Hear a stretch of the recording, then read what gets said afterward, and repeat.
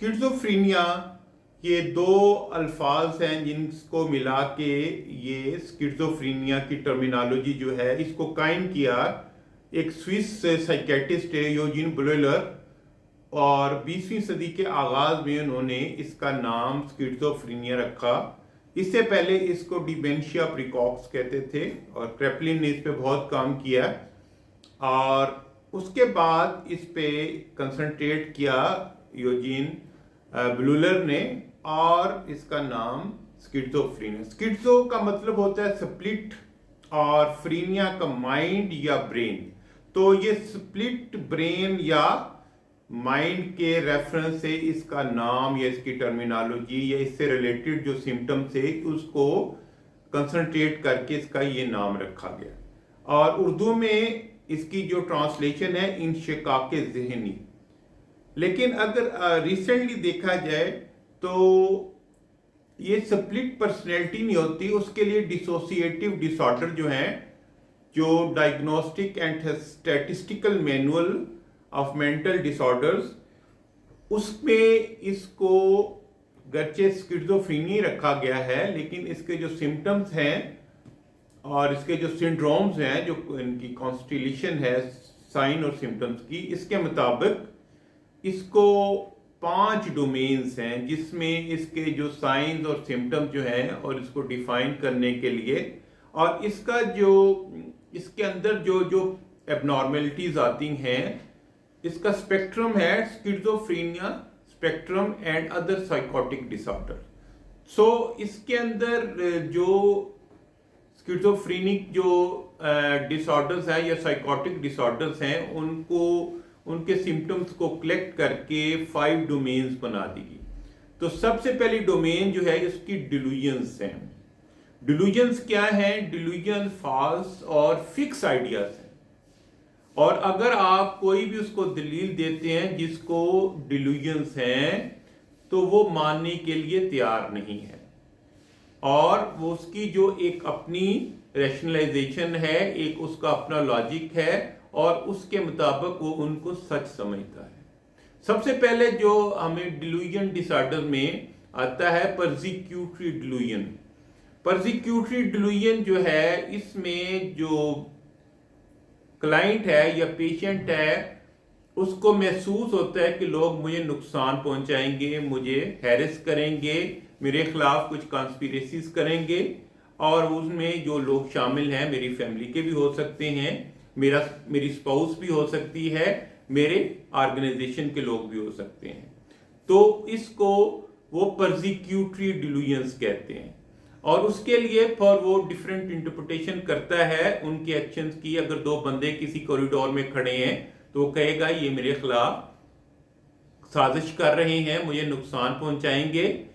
और अगर उसको कोई खाने के लिए चीज दी जाती है तो उसको शक पड़ता है शायद इसके अंदर कोई पॉइजनस चीज ना हो। परसिक्यूटरी जो डिल्यूजन्स हैं ये बहुत फेमस जो पर्सनैलिटीज हैं, जिनमें जॉन नैश जूनियर जो है जिसको नोबेल प्राइज मिला उसको भी था परसिक्यूटरी डिल्यूजन। इसके अलावा एक कर्ट गोडेल है, वो भी बहुत बड़ा मैथमेटिशियन है, उसको भी ये परसिक्यूटरी डिल्यूजन थे। वान गोग एक डच पेंटर था 19वीं सदी का एंड ही कमिटेड सुसाइड, उसको भी ये परसिक्यूटरी डिल्यूजन्स थे।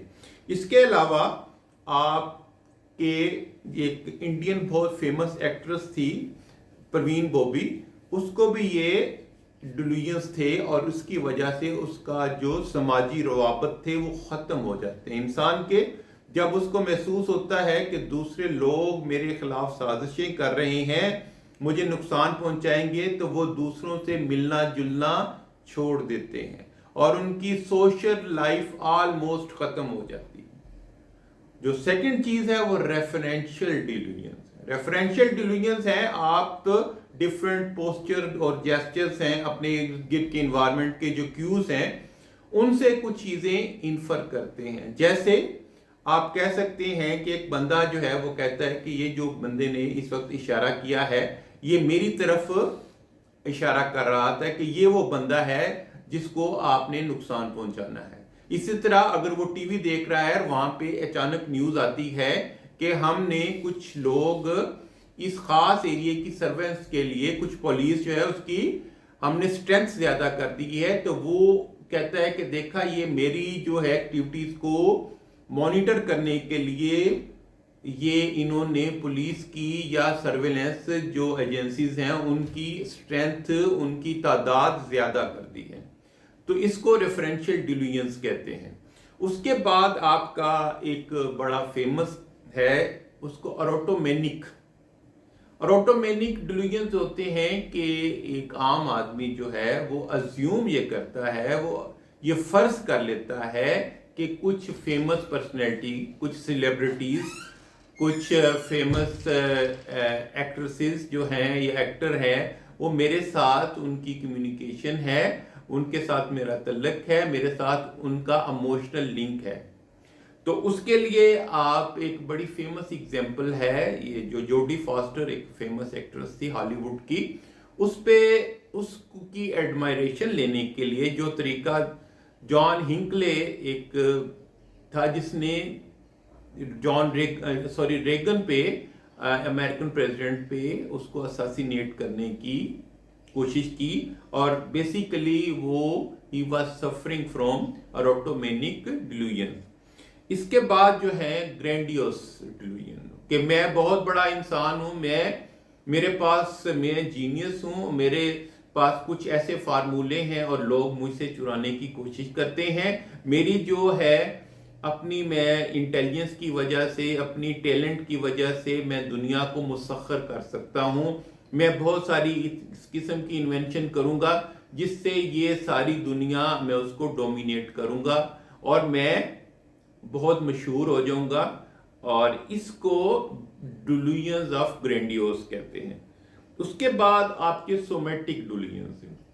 सोमैटिक डिल्यूजन्स में आपको एहसास होता है, आपको फील होता है, उस पेशेंट को फील होता है कि मेरे गुर्दे काम नहीं कर रहे, मेरा दिल सही तरह धड़क नहीं रहा, मेरी जो है कुछ और इंटरनल बीमारियां हैं जो कि डॉक्टर अपनी लैब में भी उनको डायग्नोसिस या उनको डिटेक्ट नहीं कर सकता।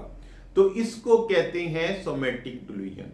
नाइलिस्टिक डिल्यूजन ये होते हैं कि वो कहता है कि जो बंदा सफर करता है नाइलिस्टिक डिल्यूजन्स में, उसको महसूस होता है कि जल्द एक बहुत बड़ी तबाही आएगी और इस तबाही की वजह से लोग, कायनात, ये जमीन और इसके जानदार वो एक्सटिंक्ट हो जाएंगे, मिलगा मेट हो जाएगा सब कुछ, हर तरफ तबाही की तबाही होगी। उसको फिर उसके बाद लगता है कि मेरी बॉडी काम नहीं कर रही, मेरे जबाजू काम नहीं कर रहे, मैं जिंदा इंसान ही नहीं हूं। तो दीज आर नाइलिस्टिक डिल्यूजन्स। उसके बाद कुछ ऐसे डिल्यूजन्स हैं जो कि बिल्कुल बिजार डिल्यूजन्स हैं, वो ऐसा कि उनके अंदर कोई लाजब, कोई प्लाजिबिलिटी नहीं है, इम्प्लाजिबल हैं वो डिल्यूजन्स। मसलन वो कहता है कि मेरी बॉडी के अंदर से मेरे कुछ वाइटल ऑर्गन्स हैं, एक इंसान वो निकाले गए हैं और उसकी जगह वो दूसरे ऑर्गन उन्होंने फिट कर दिए हैं सर्जरी के जरिए, और उसका कोई किसी किस्म का वुंड नहीं है, कोई इंसिजन नहीं है, और उसकी वजह से मेरी जो है मेंटल जो है महसूसात जो हैं उनको मैं असली हालत में या उनको कंट्रोल नहीं कर सकता। इसी तरह वो कहता है, इसको थॉट इंसर्शन कहते हैं, कि उसको महसूस होता है उस इंसान को, उस इंडिविजुअल को, कि मेरे अंदर कुछ ख्यालात को इंसर्ट कर दिया गया है जिसकी वजह से मेरे ऊपर इख्तियार और कंट्रोल खत्म हो गया है। नो दिस इज डिल्यूजन इस किस्म का कि जिसको आप बिजार डिल्यूजन कहेंगे, जिसकी कोई लॉजिक नहीं, जिसकी कोई किसी किस्म की आपको इस डिल्यूजन में आपको महसूस होता है कि ये रियलिटी से टोटली हट गया रियलिटी से वो इंडिविजुअल। ये आगे डिल्यूजन, मेजर डिल्यूजन ये हैं। और उसके बाद आपका जो सेकंड है, इनको पॉजिटिव सिम्टम्स कहते हैं। ये पॉजिटिव सिम्टम डिल्यूजन और हालुसिनेशन को इस वजह से कहते हैं कि इनकी वजह से आपकी नॉर्मेलिटी के अंदर कुछ ऐसी चीजें ऐड हो जाती हैं जो कि नॉर्मल इंसान के अंदर नहीं होती। तो इसकी वजह से इनको पॉजिटिव, अदरवाइज इनको पॉजिटिव ये इस सेंस में नहीं है कि ये बहुत अच्छी चीज है। अभी हालुसिनेशन जो है सेकंड डोमेन है। सेकंड डोमेन है इसकी schizophrenia spectrum and other psychotic disorder. ये सेकंड जो है इसका डोमेन है वो हालुसिनेशन है। हालुसिनेशन आप अगर थोड़ा सा देखें कि एक इंसान को एक रस्सी पड़ी हुई है तो उसको सांप समझ लेता है, तो ये इल्यूजन है। लेकिन अगर वो उस वहां पे कुछ भी नहीं पड़ा हुआ और फिर भी उसको सांप नजर आता है, जो कि हकीकत में बिल्कुल नहीं है, उसको कोई भी स्टिमुलेशन एक्सटर्नल नहीं मिलती इन्वायरमेंट में, लेकिन उसको फिर भी महसूस होता है कुछ लोग मेरे साथ बातें कर रहे हैं, कुछ आवाजें सुनता है वो। तो वो ये जो उसकी जो सेंसरी जो है डोमेन्स हैं, जो सबसे ज्यादा जो हालुसिनेशंस हैं वो ऑडिटरी होते हैं। आपको बहुत सारी आवाजें आती हैं जो कि दूसरों को नहीं आती। उस पेशेंट को आवाजें आती हैं जो दूसरों को नहीं आती। जैसे जॉन नैश था, उसको ऑडिटरी हालुसिनेशन भी थे और विजुअल हालुसिनेशन भी थे। वो उन लोगों के साथ बातचीत कर सकता था। इसी तरह उसको ऑल्फैक्टरी, आपको अजीब अजीब किस्म की स्मेल्स आती हैं। आपको ये स्मेल जो आती हैं जो कि दूसरे इंसान को नहीं आती। तो ये बेसिकली ये जो ऑल्फैक्टरी हालुसिनेशन है, इसमें कोई किसी किस्म का एक्सटर्नल कोई ऐसा लिक्विड नहीं पड़ा हुआ जिससे आपको स्मेल है, लेकिन आपको फिर भी स्मेल आती है, फाउल स्मेल हो सकती है, स्टिंक आ सकती है। तो इसको ऑल्फैक्टरी हालुसिनेशन कहेंगे। और इसी तरह टेक्टाइल हालुसिनेशन है कि आपको महसूस होता है आपकी बॉडी के ऊपर कोई चीज रेंग रही है, आपके जिस्म के ऊपर कोई चीज रेंग रही है, कोई स्पाइडर है, कोई चूंटी है, कोई ऐसी चीज है जिसको आप देख तो नहीं सकते, ना आपका वो डॉक्टर देख सकता है, लेकिन आपको महसूस होता है कि ये आपके ऊपर कोई चीज रेंग रही है। अच्छा, हालुसिनेशन कुछ इंसानों को एक खास कैफियत में भी होते हैं। जैसे आप सोने से पहले हमें जिस स्टेट में होते हैं जस्ट बिफोर, उसको हिप्नागोगिक स्टेट कहते हैं। उसमें थोड़ा सा हमारा परसेप्शन और हमारा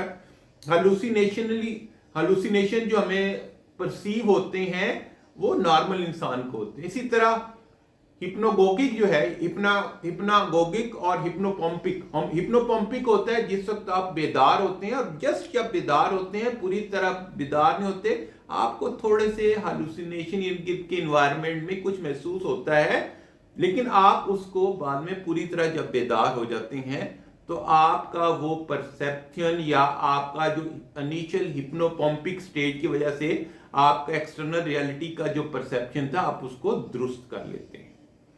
तो ये बेसिकली दो डोमेन हैं, और इसके बाद फर्दर इस पे जो डोमेन्स हैं इनके फर्दर हम इलेबोरेट करेंगे नेक्स्ट वीडियोस में।